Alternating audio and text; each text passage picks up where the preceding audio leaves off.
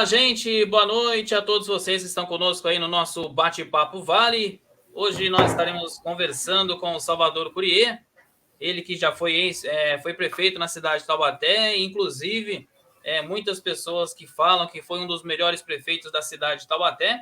E hoje nós vamos conversar com ele, falar um pouquinho do cenário político que nós temos aí, claro, no nosso estado, na nossa cidade, principalmente no nosso país. Então, hoje estaremos conversando com ele, nosso convidado de hoje, aqui no nosso programa Bate-Papo Vale. Então, Salvador Curyê. Salvador, boa noite, seja muito bem-vindo, meu amigo. Como é que vai? Boa noite, Ralf. Prazer estar com você, uma alegria.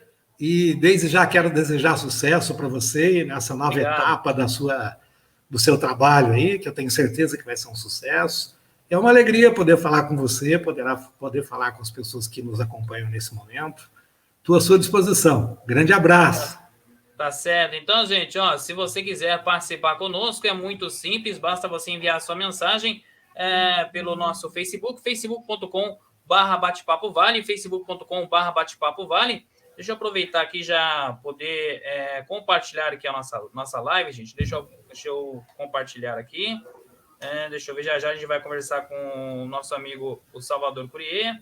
Cadê a nossa live aqui? Deixa eu ver aqui. Deixa eu ver. Não, essa aqui não é. Deixa eu ver aqui. Deixa eu ver se entrar aqui. Deixa eu ver. Vamos tá aqui já. Vamos lá. Cadê o nosso bate-papo Vale? Cadê? Vamos lá. Tem que aparecer aqui para a gente poder divulgar o nosso trabalho aqui. Deixa eu ver aqui. Eu acho que agora entrou. Acho que agora entrou. Deixa eu ver aqui. Então, gente, quiser participar com a gente, o nosso Facebook, facebook.com/bate-papo-vale, facebook.com/bate-papo-vale. Então, se você quiser participar conosco, é muito simples, basta você, então, enviar a sua mensagem. Estaremos repassando aqui ao nosso convidado de hoje, o Salvador Curyê. Salvador, deixa eu começar aqui o nosso bate-papo, um bate-papo super descontraído, e é isso que a gente quer, viu, gente? A gente está aqui para poder conversar, não é para ofender ninguém, a gente quer trazer, ou seja, cada opinião de cada pessoa que participe com a gente aqui. E o Salvador Curyê nós estamos trazendo para ele poder falar um pouquinho do cenário político que nós temos aí na nossa região. Mas a primeira pergunta que eu quero fazer para você, Salvador, é o seguinte: o senhor recebeu o convite do atual prefeito de Taubaté, José Saldi, para assumir a pasta de planejamento aqui em nossa cidade. Por que o senhor não aceitou o convite? Ô, Ralf, eu quero dizer a você, as pessoas que nos ouvem nesse instante, né, que eu me senti, de princípio, eu me sinto no dever de dizer isso, né? Me sinto muito agradecido, muito honrado pelo fato de ter merecido a confiança e ter recebido o convite do prefeito, e até pelo modo respeitoso com que ele me convidou, eu fui conversar com ele para poder, enfim, para poder nos entendermos com relação à minha participação ou não participação do governo dele. Tivemos uma conversa de mais de 2 horas, uma conversa bastante respeitosa, isso lá no princípio de dezembro ainda, né, antes dele tomar posse, logo que ele me fez o convite. E o fato é, Ralf, eu disse isso ao prefeito, que não ia dar certo, porque nós pensamos diferente, nós defendemos coisas diferentes. Isso ficou muito claro na campanha, não só porque ele foi candidato, mas se fôssemos candidatos ambos, porque é legítimo que cada partido tenha a sua candidatura, tenha o seu candidato, tenha o seu projeto, isso é absolutamente normal, mas seria diferente, por exemplo, se o professor Ronaldo tivesse sido eleito prefeito e tivesse me convidado, ou se o professor Fernando Borges tivesse sido eleito e tivesse me convidado, ou se eu tivesse sido eleito e tivesse convidado um dos dois, porque nós pensamos de modo semelhante. Os nossos partidos têm seus projetos, cada um tem seu projeto, é legítimo que seja desse modo, num processo democrático, mas eu e o prefeito Saldi, como eu e os demais candidatos que se apresentaram, com todo respeito, pensamos diferente, defendemos coisas bastante diferentes. O prefeito me convidou para ser secretário de planejamento. A Secretaria de Planejamento, ela é uma das secretarias mais importantes, se não a secretaria mais importante de uma administração. Porque além dela ser responsável pela elaboração de todo o processo do ciclo orçamentário, os planos plurianuais, lei de diretrizes orçamentárias, que, por sinal, nós estamos vivendo um problema agora na cidade, em função da audiência pública que aconteceu ontem na Câmara Municipal, e se eu tivesse lá, não seria desse jeito, teria sido totalmente diferente, né? Então, os orçamentos anuais, enfim, o prefeito ia me pedir para fazer coisa com a qual eu não concordo, e, portanto, eu não ia fazer, ia dizer para ele que eu não concordava, e aí ele ia me dizer, falar, mas você é meu secretário, você está fazendo o que aqui? Eu ia pedir demissão, porque eu não concordo, e fazer coisa que eu não concordo. E se ele me pedisse opinião, eu ia dizer para ele que eu achava que ele deveria agir de modo diferente daquilo que ele pensa, e ele não ia aceitar. Então não tem sentido, não tem liga. E bater uma coisa com a outra, né? Eu posso respeitá-lo, ele pode me respeitar. Eu disse a ele que eu torço para que ele seja o melhor prefeito da história de Taubaté. Fico honrado quando as pessoas me comparam, dizem que, ora, que eu fui bom prefeito, que eu fui um dos melhores prefeitos, que eu fui o melhor prefeito. Eu não tenho problema nenhum em que outros prefeitos sejam melhores do que eu. Eu quero que seja desse modo, porque o bom prefeito vai ser bom para a nossa cidade, bom para o povo da nossa cidade, não é para mim, eu moro aqui, nasci aqui. E eu disse a ele, inclusive, que se ele tivesse disposição de me ouvir, de me consultar em algumas opiniões, eu ia dizer para ele o que eu pensava, independente de cargo, independente de salário, a hora que ele quisesse. E hoje, por exemplo, nós temos uma série de assuntos que, desde o princípio do governo dele, mostram que nós agiríamos diferente. Por exemplo, o grande problema que ele pegou logo nos primeiros 10 dias, questão do fechamento da Ford. Eu já teria feito um decreto de utilidade pública para declarar de utilidade pública todo o complexo da Ford, para poder obrigar a Ford a discutir com a prefeitura de Taubaté qualquer que fosse o projeto de Taubaté, para a gente poder ter controle. A prefeitura não tomou decisão em relação a isso. Acompanhou, assistiu. Questão da pandemia. Eu disse já durante a minha campanha que um dos projetos que eu tinha era de declarar de utilidade pública e intervir no São Lucas, incorporar o São Lucas no sistema público de assistência hospitalar da cidade para poder integrar, para poder atender a Covid no primeiro momento como hospital de emergência e depois se transformar num hospital municipal. Logo na primeira semana de governo, se você se lembrar bem, você vai ver que o prefeito disse, o secretário de saúde dele, que eu acredito, inclusive, eu até respeito muito, tenho visto entrevistas dele, acho que está fazendo um trabalho, está se empenhando para poder fazer um bom trabalho. O Peloja, né? Peloja, né? Mas eu ouvi uma entrevista do Peloja logo nos primeiros dias de governo, dizendo que o Hospital São Lucas iria voltar a funcionar na semana seguinte. Até hoje não voltou, está lá funcionando meia boca. Está devendo para ex-empregados, está precisando gerar emprego na cidade, precisando da infraestrutura hospitalar, não está funcionando. Deve milhões de reais de impostos para o governo federal, para o governo estadual, para a prefeitura. Então, eu faria intervenção, ele não faria. Agora, estou falando lá do começo, dos primeiros 10 dias. Agora vamos falar dessa semana. Os projetos de lei que ele mandou na semana passada, semana retrasada, para poder mexer com os feriados de Taubaté. O decreto que ele fez para poder alterar agora, transformar o feriado de São Benedito em ponto facultativo, que, aliás, errado. Fico surpreso do prefeito ter feito isso, porque a assessoria jurídica dele deve ter dito para ele, e quero fazer uma crítica a ele. Ele diz que ele fez na campanha, ele fez curso de gestão pública. Então, ou ele não foi bom aluno, ou ele não entendeu direito, porque ele sabe que decreto não pode alterar a lei. Sim. Então, fez errado. Mexeu com uma tradição da cidade. Acabei de falar... Salvador, mas será, Salvador, não está sendo mal assessorado para o Salvador? O Ralf, sempre tem essa possibilidade.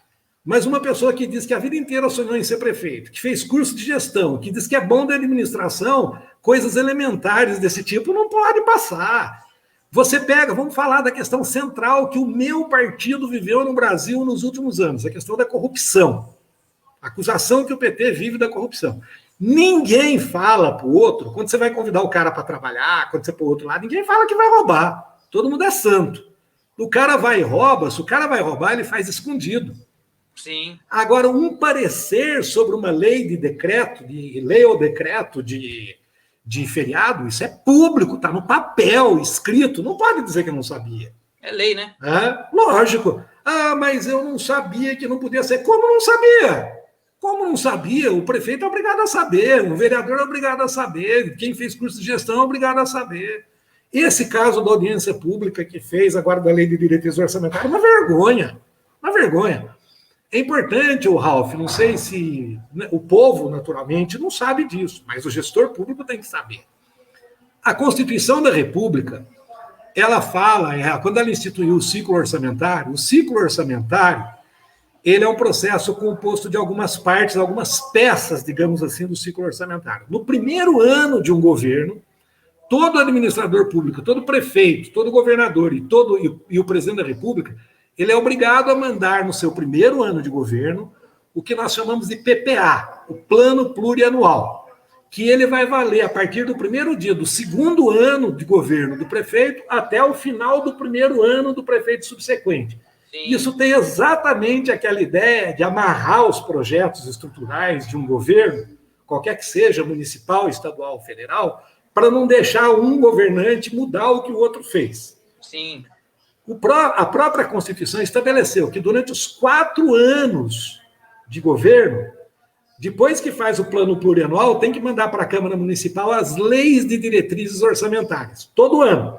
Sim. E todo ano tem que mandar o orçamento anual. Então você faz um plano para 4 anos, aí você faz as leis de diretrizes orçamentárias que diz o que você vai orientar o seu orçamento com base no plano plurianual, e daí você faz o orçamento para poder definir a quantidade de dinheiro que você vai alocar para cada projeto, para cada programa, para cada ação. E depois, para finalizar, você tem a execução orçamentária, que é aquilo que acontece todo ano. Né? Qualquer gestor tem que saber disso. E qualquer gestor democrata, responsável, tem que ensinar isso para o povo. Tem que fazer debate, tem que fazer audiência pública para poder explicar para o povo poder saber o que acontece com o dinheiro dele, para onde vai o dinheiro dele, como está sendo aplicado o dinheiro dele. A prefeitura convida, anuncia que vai ter uma audiência pública, sem uma comunicação intensa, não diz a que veio, faz uma audiência pública meia boca, durou 9 minutos, 9 minutos, 5 mais 4, 9 minutos para poder discutir um projeto de extrema importância que vai orientar a formulação do orçamento de 2022. Bom, eu estou falando tudo isso, e você sabe como eu sou, porque eu gosto de explicar aquilo que eu penso, né? E para as pessoas poderem entender. E foi exatamente isso que eu disse para o prefeito. Falei, prefeito, não vai dar certo. Nós vamos brigar em 5 minutos. Não, é dar murro em ponta de faca, né? Aí, na primeira conversa que eu fui falar com ele, no dia que eu fui falar, ele já me falou dos projetos da ponte estaiada, da mudança do prédio da prefeitura e tal, que é um sonho dele, tudo bem, mas que está errado. Não é momento da gente fazer isso. Não é uma demanda da cidade, especialmente no momento que o mundo requisita o seguinte, Ralf, para tudo para poder salvar o mundo da pandemia. Como no Brasil, o governo federal, o Bolsonaro, fala que não tem dinheiro para ajudar na pandemia. É mentira! É mentira! Só de reservas internacionais, o Brasil tem hoje 350 bilhões de dólares. Bilhões de dólares. Que ele poderia usar um pedacinho para poder ajudar os pequenos empresários, que não pode parar, porque senão morre de fome. Aí nós ficamos nessa discussão, mas se eu parar, eu morro de fome. E se for para morrer de fome, correr o risco de morrer de Covid, eu corro o risco de pegar Covid, mas não posso morrer de fome. E para a economia do país, né? Você viu que como é que chama? O presidente lá novo dos Estados Unidos, o Biden, lá? O Biden assumiu faz 3 meses. Já mudou tudo que o Trump fez. Você pega o presidente aqui, o Giménez da Argentina, faz um ano, um ano e 3 meses que assumiu, já mudou tudo o que aconteceu na Argentina. Aqui nós temos um presidente há 2 anos e meio que continua criticando o PT, não faz porra nenhuma, desculpa o palavrão, no seu programa, e continua acusando o PT e o Brasil está indo para o fundo do poço. Você não concorda que, por exemplo, principalmente no nosso estado de São Paulo, eu acho que essas diretrizes que foram colocadas pelo governador de lockdown, comerciante parar, fechar o comerciante não poder trabalhar, essa questão aí da vacina, que tem empresários que querem comprar as vacinas para aplicar nos seus funcionários, aí o governo de São Paulo falou que uma porcentagem tem que vir para o SUS. Então, em relação ao nosso governo, ou seja, o nosso estado de São Paulo, não é um pouquinho culpa do governador, não, o Ralf, eu acho que tem culpa do governador, acho que tem. Mas a culpa maior é do Bolsonaro e não adianta a gente querer tampar o sol com a peneira, porque nenhum país do mundo, a responsabilidade por coordenar a crise ficou na mão do governador, do presidente, de prefeito. Tudo ficou na mão do presidente da República, porque a coisa é mundial.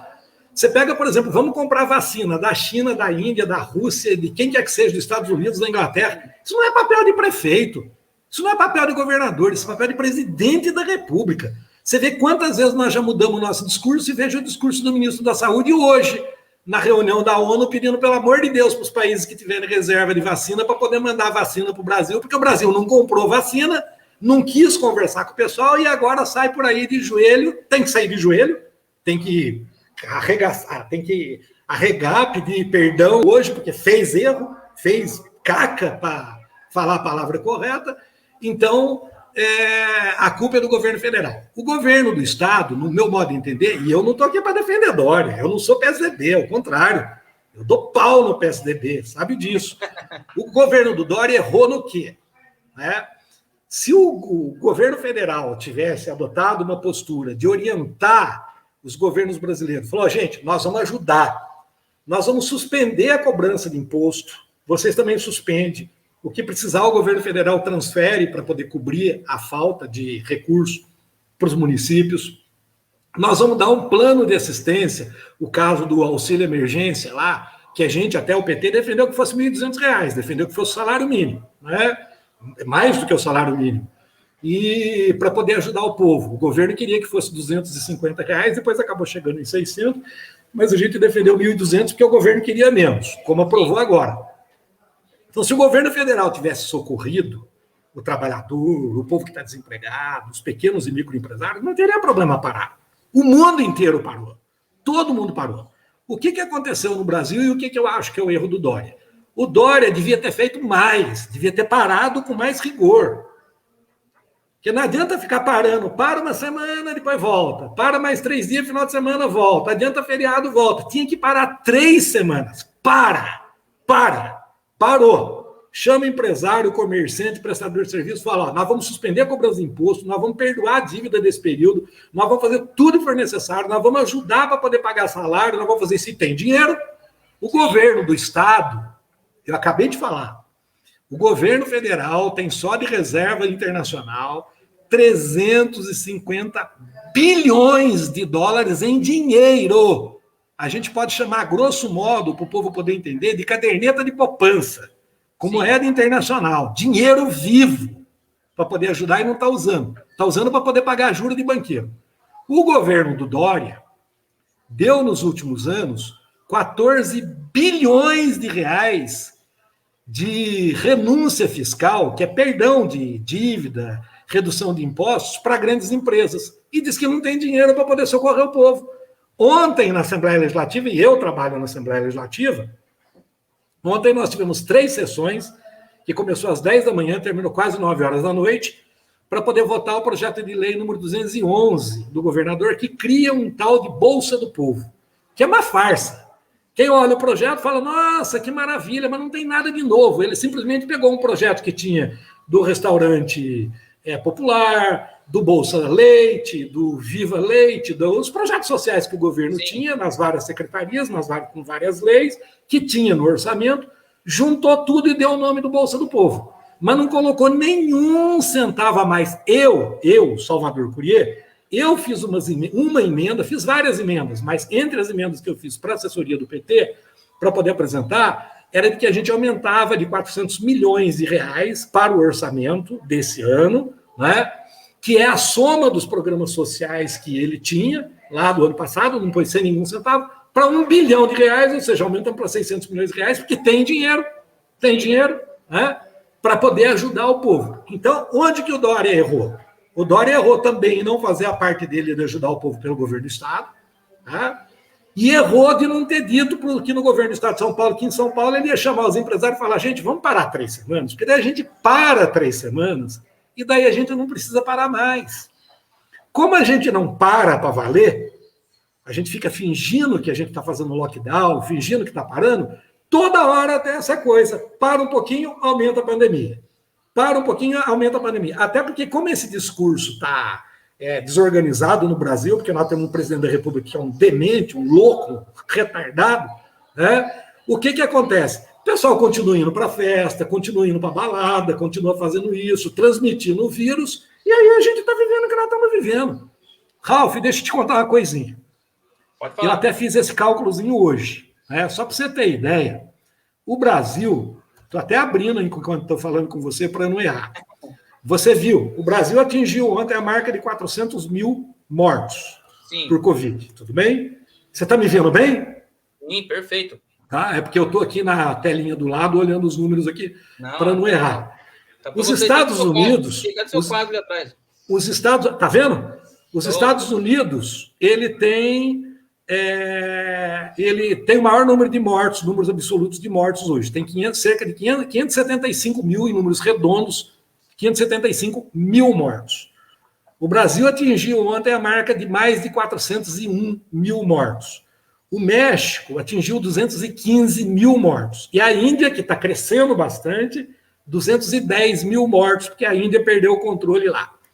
A população dos Estados Unidos é de 335 milhões de habitantes. A do Brasil é 212 milhões de habitantes.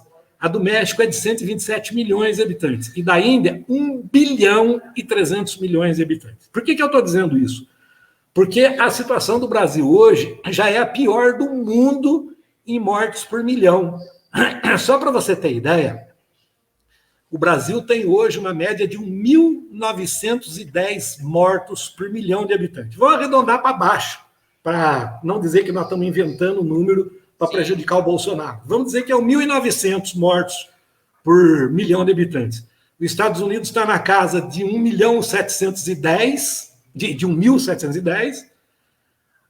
O México está na casa do 1.690.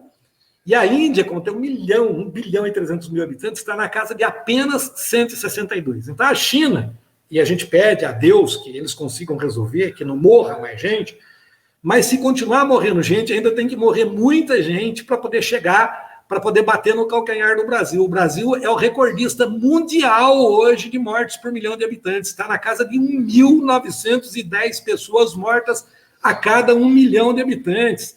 E a gente continua brincando com a tal da Covid, achando que é brincadeira, achando que a culpa é do prefeito de Taubaté, que a culpa é do governador de São Paulo, e todos, cada um tem a sua responsabilidade. Eu mesmo fiz uma crítica aqui ao fato do prefeito não ter desapropriado São Lucas, que eu disse a ele quando a gente começou o seu programa, mas a gente precisa ter claro, Ralf, o povo brasileiro precisa ter claro, quem está levando esse país para o buraco é o presidente da República, nós vamos para o abismo. E se nós já estamos hoje na casa de ser recordista mundial, de gente morrendo por Covid, já nós vamos ter gente, vai ser recordista mundial, de ter gente morrendo de fome, pior do que na África. Então, cara... Seguindo até o que você está falando sobre essas mortes, ô Salvador, mas o que eu acho, o que eu não estou achando certo é que quando a gente, por exemplo, quando chegou a pandemia, antes a gente falava de muitos casos de dengue, muitos casos aí de pneumonia, aquela coisa toda, e quando chegou agora a Covid-19, ninguém morre mais de outra doença, ô Salvador. Morre sim, Ralf.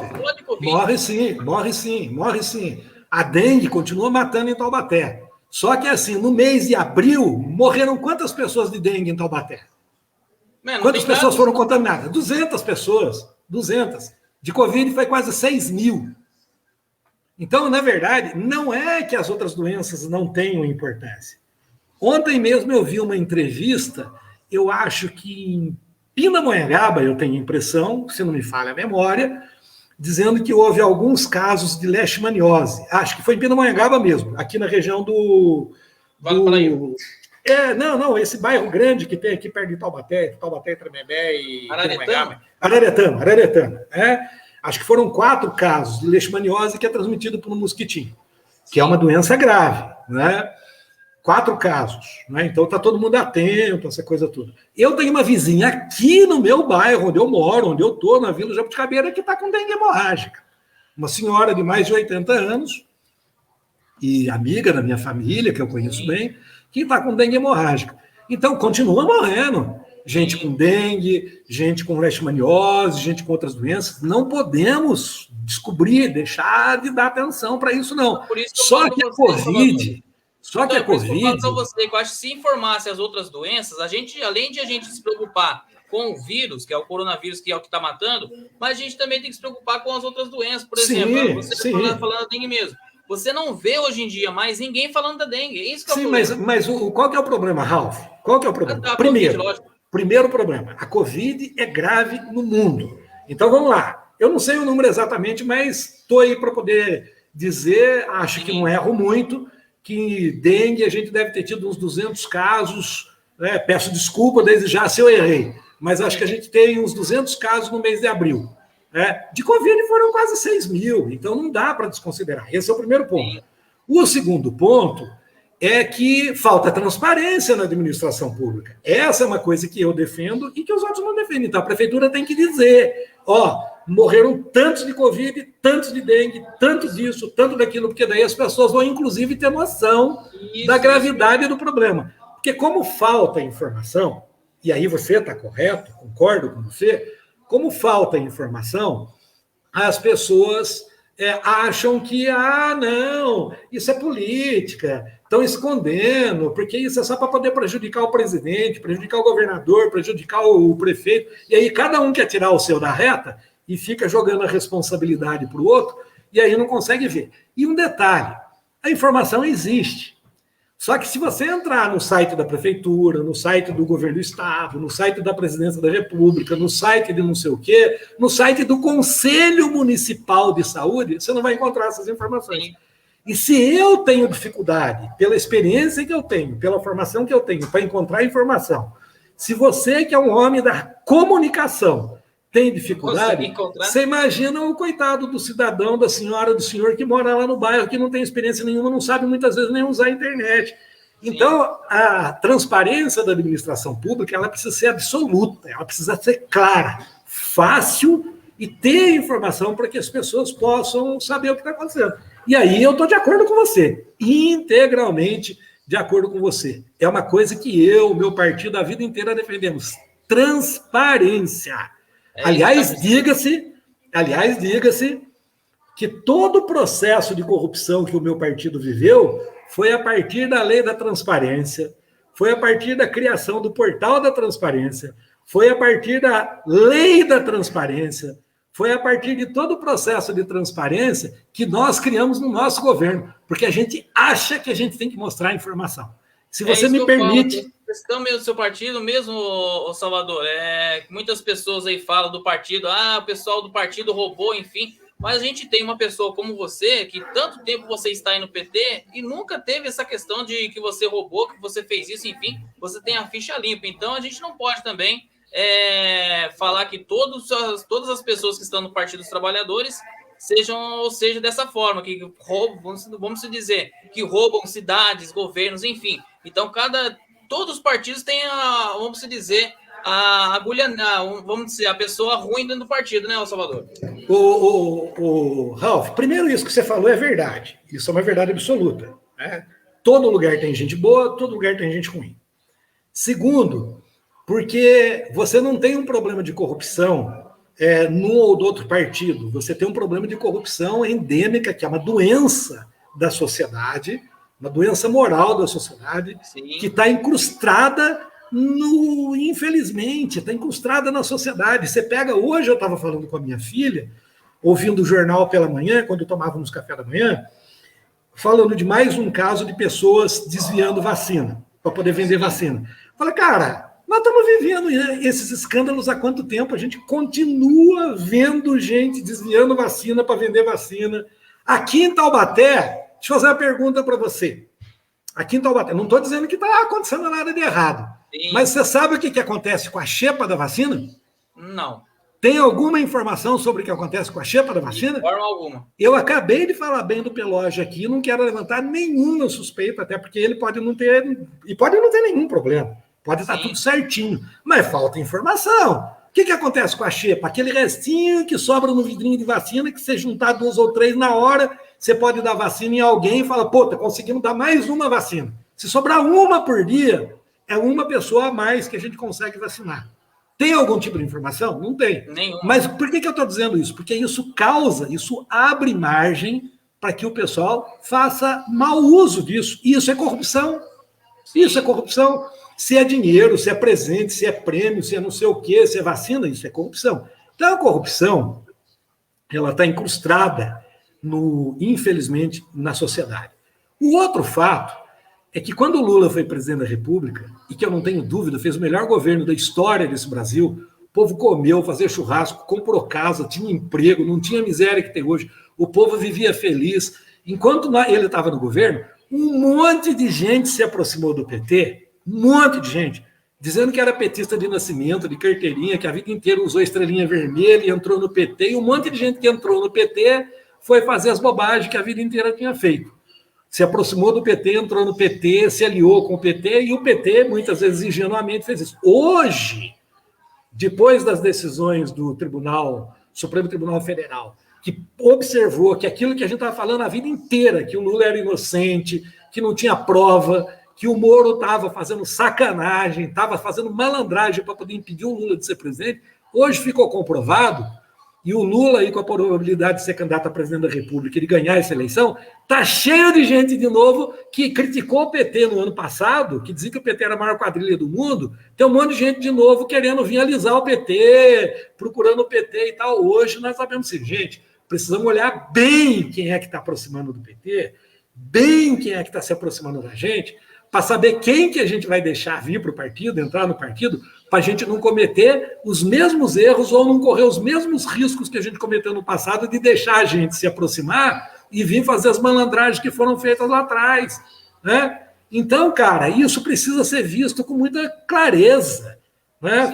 Tudo que disseram da gente, e olha que gostoso que é esse bate-papo, que a gente estava tendo um papo descontraído, mas a gente já falou de tanto assunto importante, né? A gente vê que as coisas o povo precisa entender, o povo precisa parar para pensar, porque se o povo pegou uma mensagenzinha de WhatsApp ali que o pessoal disse que é assim e não é desse jeito, a pessoa vai lá e se empolga, a pessoa vai estar defendendo bobagem. Vai estar defendendo. Aliás, se me permite, eu vou publicar amanhã no meu store. Deixa eu antes de você falar aí, Salvador, aqui o nosso amigo Antônio Toledo, Senhor Salvador, salve os rumos de Taubaté. Ele pergunta aqui também, e o AME, senhor Salvador? E na sequência ele coloca aqui, não é hora para mexer em feriados aqui na cidade. Nosso amigo Antônio Toledo tem um carinho muito grande por você, viu, Salvador? Obrigado, Antônio. Obrigado aí pelas questões. Prazer ter você aí participando, nos acompanhando. Eu quero responder primeiro do feriado, e eu já respondi do feriado. Acho uma bobagem o que o prefeito quer fazer. E, o Ralf, essa coisa que o tal do mercado fala, que se o povo não comprar porque é feriado, o comércio tem prejuízo. Cara, isso é uma falácia, isso é uma bobagem. O povo pode não comprar naquele dia, mas conta uma coisa para mim. O cara que tem plano de comprar a casa dele, de comprar um carro novo, de comprar uma bicicleta nova, de comprar um carro novo, de ter que ir na farmácia para poder comprar o remédio dele, de comprar no supermercado a compra que ele faz por mês. Se for feriado, ele não for naquele dia, ele não vai no outro dia? Com certeza vai. Claro que ele vai. Então, quando o pessoal faz a conta de quanto o comércio teve de prejuízo, eles fazem a conta de quanto significaria o movimento naquele dia e diz que aquilo ali é prejuízo. Isso não é verdade. Porque se não comprou naquele dia, vai comprar no dia seguinte ou compra no dia anterior. Fala, vai ter feriado, eu vou para Ubatuba, ou eu vou para o sítio para fazer um churrasco, então eu já vou comprar antes. Ou ele compra antes ou ele compra depois. Essa história de que não compra é uma falácia. No caso do feriado do dia 5, você lembra, eu falei no teu programa que eu tinha uma proposta, que era de trazer o feriado do dia 5, porque aí tem um outro caso, Ralf, que é o seguinte, o povo tem direito de descansar. Aí é outra bobagem que muita gente no Brasil fala, que o brasileiro é vagabundo, que o Brasil tem muito feriado. Nos Estados Unidos tem a mesma quantidade de feriado que tem no Brasil. Na Europa tem a mesma quantidade que tem feriado no Brasil. Em Portugal, que é um país que tem desenvolvimento, tem mais feriado do que tem no Brasil. E aí o pessoal quer que o quê? O povo brasileiro seja escravo? Não tem horário de descanso? Então, primeiro, é um dia importante de celebrar. dia santo, dia de... Podemos até discutir, quando o Brasil, há 100 anos atrás, era eminentemente católico, então tinha feriado só de santo católico, não tinha feriado de outras igrejas. Eu até defendo que o Estado, governo, não tem que ter governo católico, governo evangélico, governo cristão, governo muçulmano, governo tem que ser governo. Coisa, né? Governo tem que ser governo, tem que tratar todo mundo, judeu, muçulmano, islâmico, budista, igual. Então eu defendo isso, meu partido defende isso. Defendemos e respeitamos qualquer um na sua religião. Essa é outra conversa. Mas como no Brasil é um país de tradição católica, e nós temos 4 feriados santos, porque nós temos a Sexta-feira Santa, que é garantida por lei federal. Sim. Nós temos o dia de São Benedito, o dia de São Francisco e o dia da Páscoa, que é praticamente mundial também, né? E aí, a lei diz que cada município pode ter o seu feriado civil, o seu aniversário da cidade. No caso de Taubaté, dia 5 de dezembro. Pode ter, não é obrigado a ter. Mas o prefeito pode, por exemplo, e eu propus isso no meu programa de governo, que eu transformaria a última sexta-feira, por lei, eu tiraria o feriado do dia 5, botaria na última sexta-feira de novembro e transformaria o dia 5 de dezembro em ponto facultativo para celebrar o aniversário, porque o aniversário, a data do aniversário não muda. A data do aniversário é 5 de dezembro. A gente não muda a data do aniversário. Lógico, você não muda a data do seu aniversário. Então você põe em ponto facultativo e aí fecha quem quer, faz festa quem quer e tal. No caso da cidade, a gente faria o feriado na última sexta, eu até chamei na campanha de Dia da Felicidade, que daí a gente inicia na última sexta-feira de novembro, olha só. Então, ao invés de iniciar o processo de vendas, o ciclo natalino, do pessoal fechar as lojas meia-noite, varar 24 horas trabalhando e tal, aí, ao invés de começar no dia 1º de dezembro ou no dia 6 de dezembro depois do feriado, antecipa e começa na última sexta-feira de feriado, de novembro. Que pode ser dia 30, se cair na sexta-feira, que pode ser dia 29, se cair na sexta-feira, pode ser dia 28, dia 27, dia 26, dia 25 e até dia 24. Quando cair no dia 24, significa que a gente tem uma semana a mais do ciclo de vendas. E aí a gente faz queima de fogos, faz teatro, faz orquestra sinfônica, faz coral, o coral da Polícia Militar no mesmo dia, no mesmo final de semana, faz inauguração de árvore de Natal, inauguração de presépio, inauguração de iluminação pública, anuncia na televisão, traz gente do Vale inteiro para poder acompanhar, faz um final de semana inteiro de festa. Quer dizer, ao invés da gente ter o pessoal saindo e deixando de vender, a gente aumenta as vendas na cidade e não atrapalha o ciclo natalino. Esse falando do feriado... Gostar, né? Lógico. Isso falando do dia 5 de dezembro. Dos feriados santos, é bobagem mudar. É bobagem.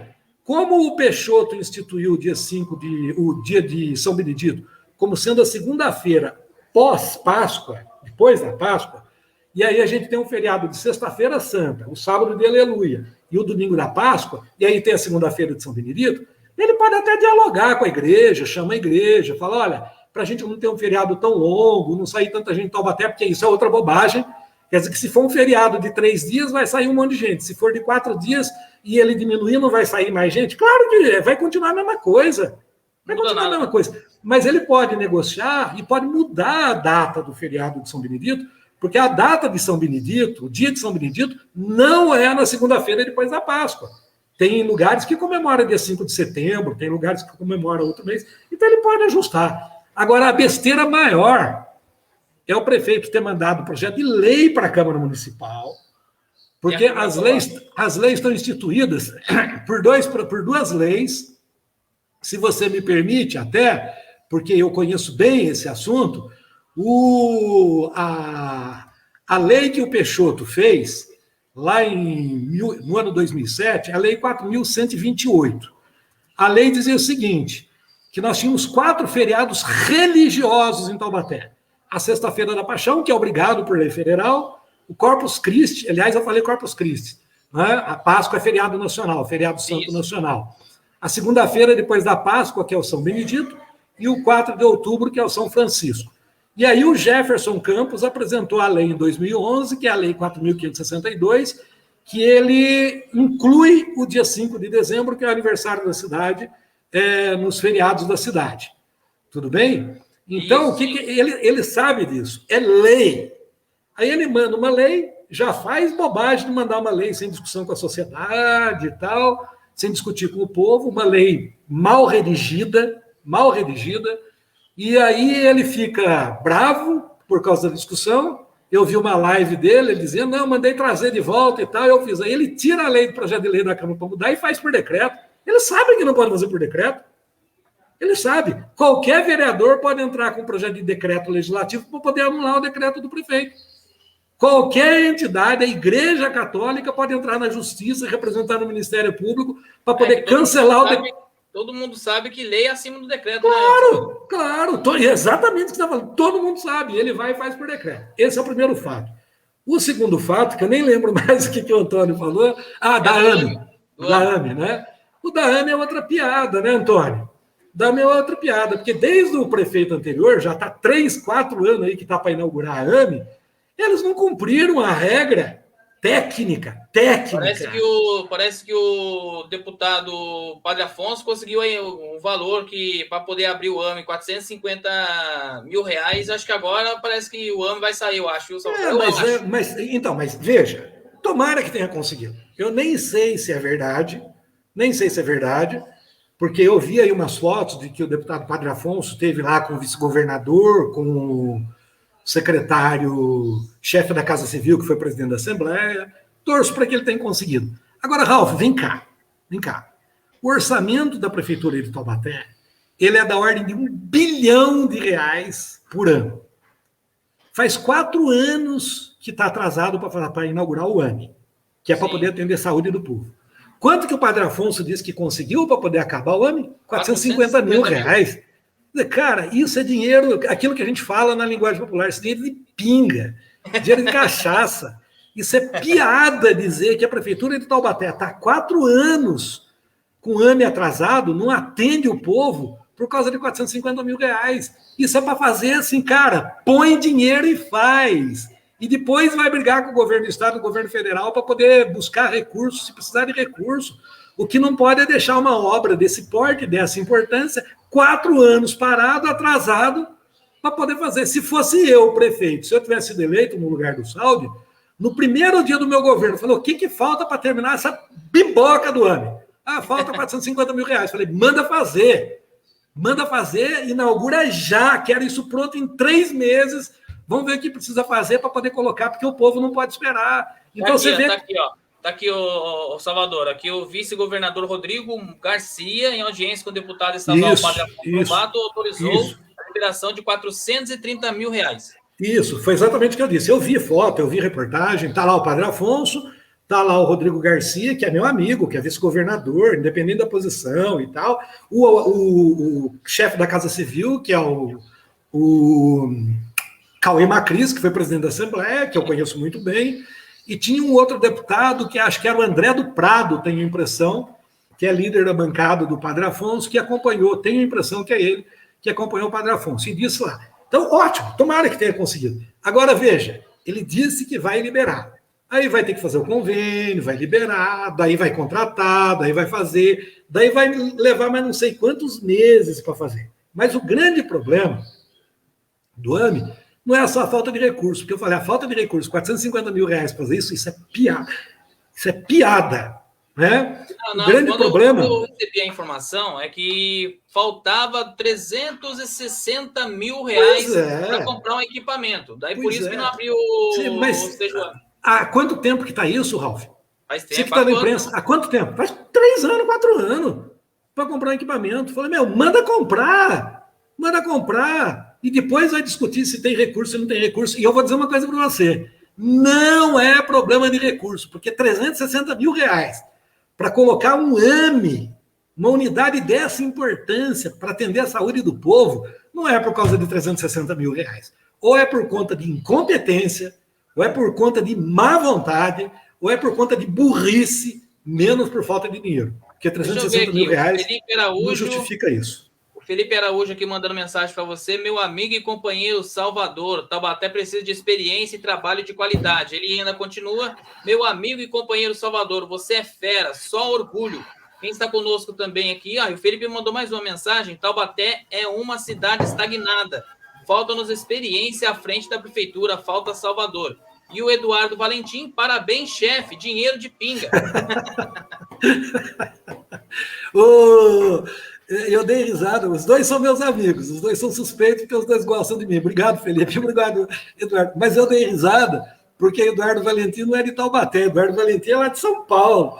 Trabalhou comigo me chamando de chefe aí, meu amigão também, e pessoa que eu gosto muito, Felipe também, um jovem militante na política. O Felipe, eu quero aqui dizer publicamente algo que eu já falei para ele algumas vezes, ele está acompanhando, ele está ouvindo. Eu já falei para o Felipe, várias vezes, eu quero te ver prefeito de Taubaté, porque é um jovem muito consciente, preparado, militante, tem 18 anos de idade. Eu queria que ele fosse candidato a vereador junto comigo, inclusive, mas ele tinha 17 anos e ele estava se preparando. Oi? Na próxima Isso. E ele estava se preparando para o vestibular dele, e agora ele está fazendo vestibular. O sonho do Felipe é ser professor de português. E eu acho assim fantástico. É um jovem que tem muito futuro pela frente. Deixa eu perguntar uma coisa para você, Salvador. Eu quero que ele venha ser prefeito da Taubaté. Pode falar. Falando do próximo ano, que teremos eleições novamente, sobre nossa região. Parece que teremos o Padre Afonso, que estava aí de suplente, mas assumiu aí a cadeira da Lespe após a suspensão do Fernando Cury por assédio a Isa Pena. Teremos talvez o Ortiz Júnior como candidato aí do Dória, como deputado estadual, a Poliana Gama, a Letícia Aguiar e também o Hélio Nishimoto, como candidatos aí a deputado estadual. Você vê algum outro nome que possa sair? Eu acho que até o seu, acho que pode ser ventilado, enfim. O que você acha, então, destes nomes e, porventura, outros nomes possíveis que aparecerem aí para candidatos a deputado para a nossa região? Ok. Rafa, eu estou rindo aqui, deixa eu responder antes ao Eduardo Valentim, que ele riu lá e falou, boa, chefe, dinheiro de pinga. O Eduardo Valentim é um cara que manja muito de orçamento público, muito.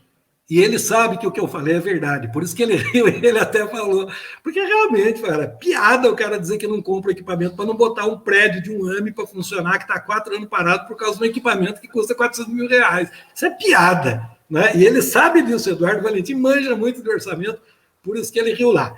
Vamos falar da questão das eleições do ano que vem, Ralf. O Vale do Paraíba é uma das regiões mais importantes do nosso Brasil. O Vale do Paraíba já tem... Vale do Paraíba, quando eu falo Vale do Paraíba, eu estou falando de 39 cidades. Estou falando desde Santa Branca até a divisa do Rio de Janeiro. Estou falando das 4 cidades do litoral norte, Ilhabela, São Sebastião, Caraguatatuba e Ubatuba. E estou falando das 4 cidades da Serra da Mantiqueira, Monteiro Lobato, Santo Antônio do Pinhal, São Bento do Sapucaí e Campo do Jordão. Né? Esse povo, hein? E começamos em Santa Branca, vamos até Queluz, depois lá embaixo, Arapeí, São José do Barreiro, na divisa com Paraty. Muita gente não sabe que Paraty foi do estado de São Paulo, né? Depois houve uma permuta e virou Rio de Janeiro. E depois a divisa lá de Minas Gerais, com Cruzeiro, Piquete e tal. Estou falando de tudo isso aqui. São 39 municípios. A nossa região tem mais de 2,5 milhões de habitantes. Nós temos quase 1,6 milhões e 700 mil eleitores. Nós já tivemos, há 20 anos atrás, quando a população era muito menor, o número de eleitores era muito menor, nós já tivemos 8 deputados, 4 estaduais e 4 federais. Sim. 8 deputados. Hoje nós temos alguns deputados que a gente não sabe que veio. Não representam a região, não dialogam com o povo. Mas quando é para pegar voto... Tem deputado que é deputado e ninguém sabe como é que faz para falar com o deputado. Como é que faz para conversar com o deputado, para poder reclamar, para poder fazer um pedido, para poder fazer um pleito, para poder fazer... Que, aliás, é uma coisa muito importante, Ralf, eu volto a falar. Você sabe que eu gosto de explicar e que eu gosto de conversar. Sim. Uma das coisas que tem na cabeça das pessoas é que deputado é vagabundo porque só trabalha 3 dias por semana. O povo não sabe que deputado trabalha de manhã, à tarde, à noite, sábado, domingo e feriado, porque ele tem que estar lá na sua base, fazendo reunião, visitando todos os lugares que ele teve voto, para ele conversar com as pessoas, para ele poder saber o que as pessoas pensam, para ele poder estar defendendo os interesses da população. A gente chegou a ter 8 deputados. Hoje a gente tem um deputado federal eleito por Taubaté, que ninguém sabe disso. Ninguém sabe disso. Você sabe quem é o deputado federal eleito por Taubaté? Cury, quem? É só o Cury, não é? Não, o Cury não é de Taubaté. Ah, não, você fala da região nossa, Não, o Cury não é da nossa região. E o Neto São José? Desculpa, você está falando o Cury de São José dos Campos. Sim. O Cury, é que você falou o Cury, eu estou lembrando do Cury que está suspenso na Assembleia, no lugar de quem assumiu o Padre Afonso. Acabei confundido, porque tem um Cury lá que está suspenso por causa do assédio. O Fernando Cury está suspenso, o Eduardo Cury, que é de São José, né? E o Padre Afonso assumiu no lugar dele, isso. Então, tem o Cury e tem um de Taubaté. Quem sabe me dizer? Duvido que você saiba e que as pessoas que estão nos ouvindo saibam. Federal, não sei. Estadual, Taubaté tem um deputado que chama Sebastião Santos, me parece, que é o autor da lei que diz que Taubaté é a capital da literatura infantil. Sim. Mas quem é? Ninguém conhece. Pois é. Deputado estadual da nossa região, da nossa cidade. Nenhum. Quem tem? Não, tem. Tem a Letícia Aguiar. Tem aliás, o Hélio Nishimoto não. Tem o pastor, que aliás é deputado federal também lá de São José dos Campos. Meu Deus, é um pastor. Me fugiu também. É um pastor da Igreja Universal, tenho a impressão. Hoje tem o Padre Afonso, tem o Sérgio Vitor em Taubaté. Então, o Vale tem necessidade e tem espaço para novas candidaturas. E aí tem uma coisa que acontece em Taubaté, que acontece no Vale, eu não entendo, porque quando nós perdemos aqui, quando a gente fala, não vou votar em ninguém, porque ninguém resolve merda nenhuma, desculpa a expressão, né? As outras regiões têm representantes. Sim. As outras regiões elegem. Depois, quando a gente vê que as outras regiões se desenvolvem mais do que aqui, a gente não entende por que aqui não se desenvolve. Cara, eu não consigo entender isso. Eu não consigo entender. A gente não vota, a gente critica, fala mal, não elege e depois reclama porque a gente não tem representação e os outros têm representação e desenvolvem mais que a gente. Não dá para entender o que acontece, né? Então, hoje nós estamos, o Vale, o mundo, o Brasil inteiro, obviamente, quando eu falo mundo, nesse caso, é o Brasil, por causa das eleições do ano que vem, está todo mundo discutindo. Eleição a presidente, eleição a governador, eleição a deputados federais, estaduais, senadores. O meu partido, o PT, vai ter candidato a presidente da República. Se Deus quiser, o Lula vai ser candidato de novo. Meu partido vai ter candidato a governador. Se Deus quiser, nós estamos torcendo, trabalhando para que o Haddad venha a ser candidato a governador. Vai ter candidato a senador e vai ter candidatos a deputados federais e estaduais. Nós já estamos discutindo isso aqui no Vale. Vai sair como estadual, eu estou pensando, já fizemos algumas reuniões no Vale do Paraíba com as outras lideranças de todas as cidades, Carlinhos Almeida, em São José, a Amélia Naomi, que é vereador, o Wagner Balieiro, a Juliana Fraga, Marco Aurélio de Jacareí, o Hamilton, que foi prefeito de Jacareí, o Paulo Reutberg de Caçapava, o Vela, que é vereador nosso em Caçapava, foi o mais votado, está fazendo um baita de um trabalho, outros companheiros nossos da região, e eu aqui também em Taubaté, estou discutindo, inclusive já abri essa conversa no diretório do PT aqui em Taubaté. Nós vamos ter uma reunião, aliás, estou anunciando publicamente, no próximo sábado, dia 15, à tarde, nós vamos fazer uma reunião do PT em Taubaté, para poder discutir nomes nossos do PT para ser candidatos a deputados na próxima eleição. E é possível que a gente tenha candidatos a deputados federal e até deputado estadual, não é? Já iniciamos essa conversa. Eu estou à disposição do partido, estou à disposição da cidade. Se o meu nome for aprovado, se as pessoas entenderem que eu posso representar com dignidade, eu vou ter o maior prazer, quer seja deputado estadual, quer seja deputado federal. Se você me perguntar, mas Salvador, se você for candidato, qual é a sua preferência? A minha preferência é ser candidato a deputado federal, né? E até porque os grandes temas políticos que a gente discute no país hoje, a fome, o desemprego, a pobreza, a miséria, a justiça social, a saúde, os direitos humanos, as grandes discussões, elas são feitas em Brasília, no governo federal, né? Então, eu tenho muita vontade, me permita usar uma expressão, eu já falei alguns palavrões aqui, vou falar mais um, eu tenho muito tesão, muita vontade para disputar uma eleição de ontem deputado federal. A gente falou de sex shop aqui ontem, viu, Salvador? Mas eu não estou falando de sexo, eu estou falando de vontade, de disposição, sim. De garra, né? De vontade de disputar e mais, né, se vier a ser eleito, de representar o povo, né? Sei que não é fácil, como foi a eleição de prefeito, difícil, né? Mas o problema é que, assim, não é só ganhar a eleição, é ter a oportunidade de fazer o debate político, dizer o que a gente pensa. Até porque, Ralf, vai chegar uma hora que o povo vai parar para pensar e falar, cara, a gente falou tanto, e não para o PT, não sei o quê, o Salvador Courier foi bom prefeito, mas é do PT. Vai chegar uma hora que os caras vão falar, pô, a gente apostou no outro e apostamos errado. Quem que está errado nessa história?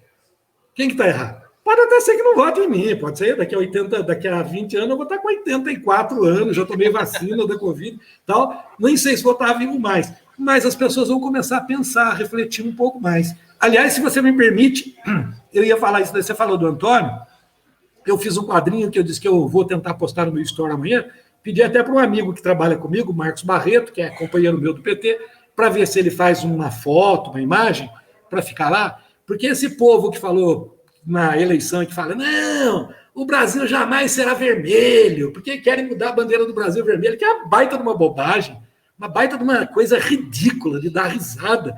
Mas essa turma que fala que o Brasil não vai ser vermelho, já são os responsáveis pelo fato do Brasil estar no vermelho por ter hoje o maior número de mortos por milhão de pessoas do mundo. O Brasil é o campeão, está no vermelho. Eu falei aqui agora há pouco, tem mais de 1.900 mortos por milhão. É o primeiro do mundo. E se continuar do jeito que está, logo nós vamos estar na lista, mais do que na África, dos países mais pobres do mundo, nós vamos estar na lista vermelha por causa do número de mortes, por causa de fome e de miséria no Brasil. Então essas coisas precisam ser discutidas. O povo precisa ficar atento. E aí, mesmo que dispute a eleição e não ganhe, mas a gente tem a oportunidade de falar isso para poder despertar a consciência das pessoas. Né? Eu posso perder a eleição, mas eu vou ter muito prazer de ter a oportunidade de falar, de tentar ajudar a despertar a consciência do povo, e vai chegar uma hora que o nosso povo vai perceber, e aí as coisas vão mudar, se Deus quiser. Salvador, aqui a Jussara Braco, fiquei impressionada com o valor do orçamento. O povo de Taubaté precisa saber disso, Salvador. Quero votar em você para deputado ano que vem, a Jussara Braco. E a nossa amiga Ju pergunta para você. Gostaria de saber a opinião, a Ju do Tecetal. Pergunta assim, gostaria de saber do Salvador sobre a Tecetal. Bom, primeiro a Jussara Braco, que é uma amiga, a família inteira são amigas minhas fãs desde criança, e a Jussara é uma atriz que trabalha em São Paulo, porque eu tenho muito carinho. Muito obrigado, Jussara, é uma honra ter você acompanhando o programa, viu, querida? E quando eu falei o orçamento nosso, Jussara, de 1 bilhão, eu falei em números redondos, o orçamento nosso é mais do que 1 bilhão. Hoje nós estamos na casa de 1 bilhão e 200 milhões de reais. Tem muito dinheiro. Então, quando a gente falou lá do 360 mil, 400 mil, né? Falando na 400 mil reais para comprar um equipamento para funcionar o ano, eu falei, minha nossa senhora, isso é ridículo, né? Então, nós temos bastante dinheiro, Jussara. É verdade que não dá para fazer tudo, claro, mas tem para fazer muita coisa. E hoje não é hora, desculpa o prefeito, Saldi, com todo o respeito que eu tenho, não é hora de pensar em ponte estaiada, não é hora de pensar em mudar a prédio da prefeitura. Nós estamos há 20, 30, 40 anos falando nisso, na hora que o povo está morrendo de fome, ao invés de falar, eu vou pôr dinheiro para poder matar a fome do povo. Gente, para de trabalhar, não precisa pagar imposto, não precisa se preocupar que eu vou dar a cesta básica, eu vou cuidar da saúde, eu vou pagar meio salário para quem está passando fome, desempregado na cidade, e deixa a ponte estaiada para depois. Nós não precisamos disso agora. Seria bonito? Claro que seria. Seria importante? Claro que seria. Seria bom? Claro que seria. Mas agora não é hora disso. Agora é hora de cuidar da saúde e da fome das pessoas. Esse é o primeiro ponto. O segundo é a Ju, que falou da Tecetal. Ju, durante a minha campanha, eu falei muito. Essa é outra questão que me coloca em linha de diferença com o prefeito. Você lembra que o prefeito falou na campanha que ele ia estudar o contrato com a ABC, já falou que não vai mudar o contrato, que não vai fazer isso e tal, não sei o que e tal. Está errado. O contrato da ABC vence em 2024. O povo de Taubaté quer o fim do monopólio da ABC. Nós precisamos reestruturar o transporte de Taubaté. Não é mais pensar em ônibus. Mudou tudo no mundo. Hoje tem Uber, hoje tem entrega não sei o quê, hoje tem patinete, hoje tem bicicleta. Ontem, anteontem, nos Estados Unidos, foi flagrado um cara voando de drone. Né? Então, você vê, hoje já tem drone fazendo entrega de encomenda de farmácia, de restaurante na casa. Então, mudou tudo. Então, não adianta mais a gente querer estruturar o sistema de transporte no mesmo modelo que ele vem de 40, 50 anos. Tem que mudar. E nessa linha de raciocínio, nós temos que introduzir os veículos menores. Nessa linha de raciocínio, a prefeitura tem que regulamentar a história do transporte complementar, que é o caso da TCTAL, fazer lei, aprovar, colocar mais operadores, ajudar a garantir o financiamento que a prefeitura pode conseguir junto ao BNDES, para vocês poderem comprar micro-ônibus para poder operar em Taubaté, e cada um ser o dono do seu micro-ônibus, com a garantia da prefeitura. Resolver o problema de táxi, como eu falei, para os taxistas poderem prestar serviços especiais de transporte aos idosos e às pessoas com deficiência, para poder pegar na sua casa e levar para o seu destino e voltar. Para poder resolver o problema dos operadores de aplicativos, que eu disse que faria o aplicativo próprio de Taubaté, para eles não terem que pagar porcentagem para Uber, que fica lá na Arábia, nos Emirados Árabes, sei lá onde, né? E levando o dinheiro para fora, quando o dinheiro poderia ficar em Taubaté, fazer as plataformas de embarque e desembarque para os operadores de aplicativo poder utilizar no centro da cidade, que nós temos uma cidade com um sistema viário complicado, ruas estreitas, então nós precisamos resolver esse problema. Então, do mesmo jeito, quando você fala do TCTAL, eu incluo o TCTAL e as demais modalidades de transporte, mototáxi e tal, num pacotão que a gente tem que discutir tudo, porque não pode mais continuar na mão da ABC do jeito que está. Não pode. E a ABC continua ditando regra na cidade. A ABC continua ditando regra. Passou da hora de ter outra empresa mesmo na cidade de Taubaté? Cara, muda tudo. Claro que chegou na hora. Passou da hora. Aí você pode falar, Ralf, a Ju pode, todo mundo que está nos ouvindo. Vai falar, mas Salvador, você foi prefeito e não fez isso. Eu fui prefeito há 30 anos atrás. Numa outra situação, quando não existia Uber, não existia tecnologia, não existia transporte complementar, não existia isso. Na sua época, eu acho que nem a quantidade tanto de prédio que tem hoje em dia em Taubaté. Claro. Era totalmente diferente, não tinha as demandas que tinha, não tinha tecnologia. E um detalhe, a frota era nova, o transporte não era tão caro e era de melhor qualidade, porque a prefeitura dizia quantos ônibus queria, o horário de saída, o itinerário, porque o dono do serviço de transporte público não é a empresa, é a prefeitura. Se a prefeitura contrata uma empresa, quem quer que seja, a B, C, a J, K, do João, do José e tal, quem manda o serviço no serviço é a prefeitura, não é a empresa.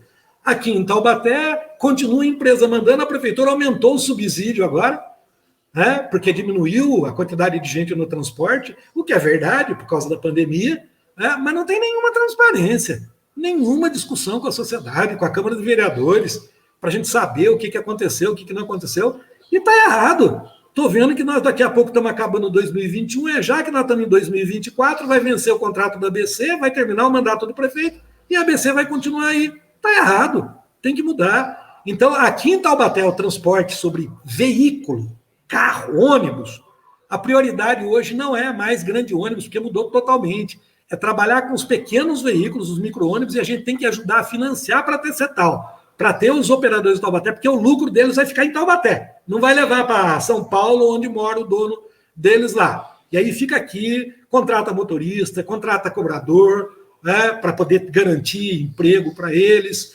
Então, nós temos que pensar em tudo isso. E aí a gente transforma o sistema, os veículos maiores, só para fazer as linhas troncais lá da ponta do bairro ao centro da cidade. Como eu falei na minha campanha, você faz terminais de integração. Eu falei que eu faria 4 terminais de integração. A Rodoviária Velha, a Praça Santa Terezinha, nas proximidades da Praça Santa Terezinha, o Mercado Municipal e lá a Praça Monsenhor Silva Barros, onde é o supermercado do Pão de Açúcar.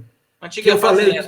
Isso. Que eu transformaria aquilo num espaço público, porque aquele prédio é público, porque era da prefeitura, a prefeitura doou para a universidade, o Pão de Açúcar paga aluguel para a universidade, então ia voltar para a prefeitura e lá ia fazer uma praça de atendimento de serviço público, tipo Poupa Tempo, da prefeitura, para atender o povo lá, né? E aí fazia um terminal. Então, todos os ônibus maiores, né, os ônibus que vêm dos bairros, eles davam a volta no centro da cidade, voltavam para o seu bairro, e nesses 4 pontos faziam terminais de integração para eles poderem pegar ônibus para outros pontos da cidade sem precisar pagar nova tarifa.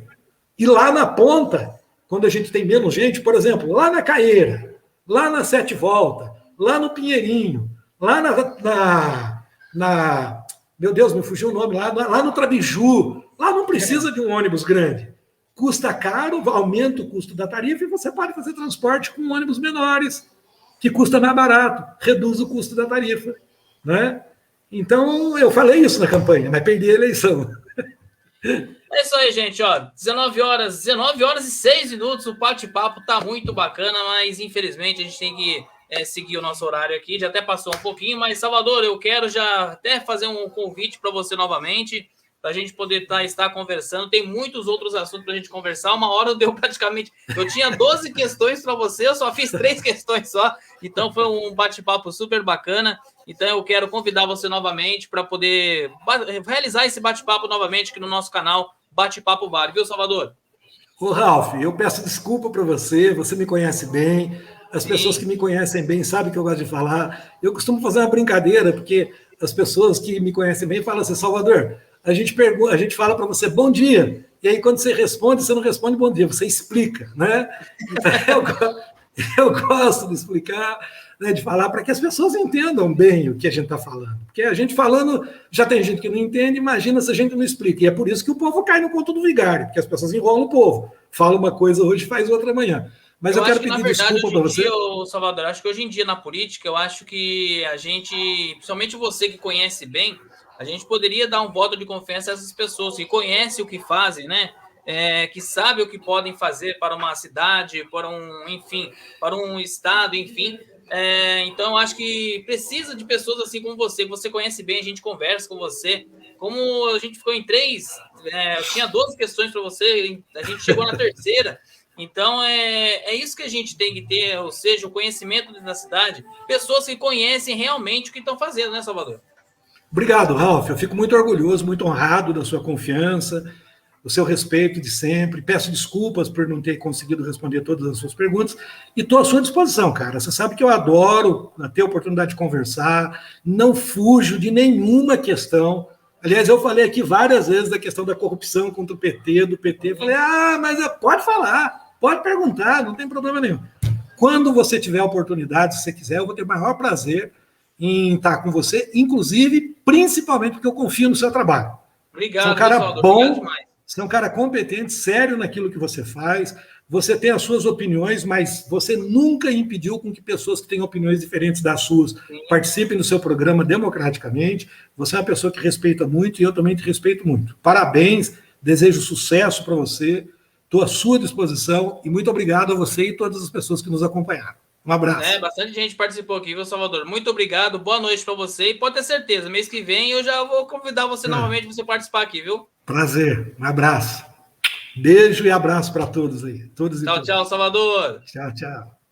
Tá, então, gente, conversamos hoje com Salvador Courier, ele que já foi prefeito na cidade de Taubaté. A gente tinha várias outras questões para conversar com ele, mas o tempo nosso é curto, mas é claro, vou convidar novamente o Salvador Courier para poder estar conosco aqui no nosso Bate-Papo Vale. Eu agradeço a todos vocês aí que participaram, a Jussara, que nem da cidade nem do Vale está conosco, a Jussara, o Eduardo Valentim, a Ju do Tecetal, também o Felipe Araújo, tivemos também aí o nosso amigo, deixa eu ver aqui, o Antônio Toledo, enfim, todos participaram conosco aí no nosso Bate-Papo Vale, e com certeza, gente, estarei convidando mais uma vez aqui o nosso amigo Salvador Courier.